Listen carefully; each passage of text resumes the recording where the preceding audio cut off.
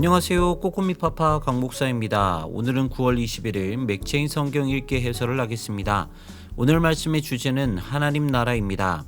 사무엘하 17장은 아히도벨과 후세입니다.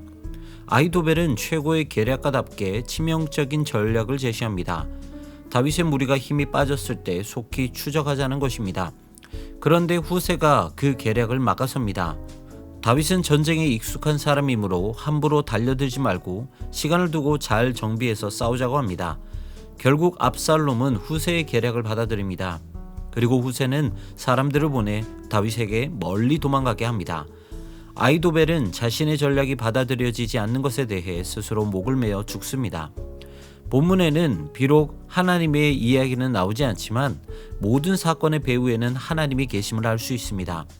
후세가 계략을 세우는 것, 압살롬의 마음이 후세에게로 향하게 만든 것, 이 모든 것이 하나님의 계획이었던 것입니다. 이처럼 하나님은 당신의 계획을 이루어 가시는 분이십니다. 에스겔 24장은 예루살렘 멸망의 날입니다. 하나님은 에스겔에게 오늘의 이름을 기록하라고 말씀하십니다. 먼저 녹슨 가마의 비유를 보여주십니다. 이 가마는 예루살렘입니다. 녹이 슬어서 아무리 씻어도 벗겨지지 않았습니다. 결국 하나님은 이 가마를 숯불 위에 올려놓고 달궈서 녹을 완전히 소멸시키겠다고 말씀하십니다. 다시 말해 예루살렘의 죄를 없애기 위해 심판하시겠다는 뜻입니다. 본문에는 충격적인 사건 하나가 기록되어 있습니다. 하나님께서 에스겔의 아내를 데려가신 일입니다.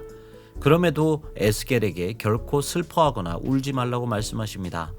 왜냐하면 그날은 예루살렘이 망하는 날이기 때문입니다.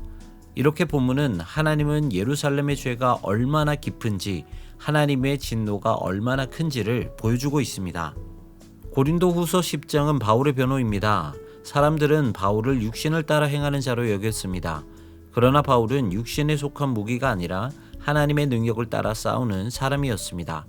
안타깝게도 고린도 교회 사람들은 겉으로 보이는 것에 쉽게 넘어갔습니다.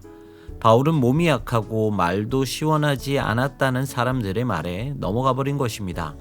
성도는 복음을 전하고 주 안에서만 자랑해야 합니다. 사람을 외모로 평가하지 않도록 주의해야 하고 언변에 속지 말아야 합니다.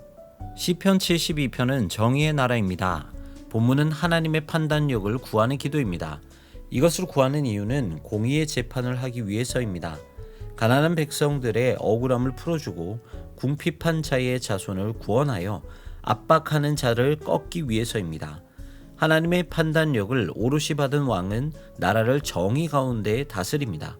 그런 왕이 다스리는 나라는 복되고 영원할 것입니다. 하나님 나라는 위대한 왕께서 다스리시는 나라입니다.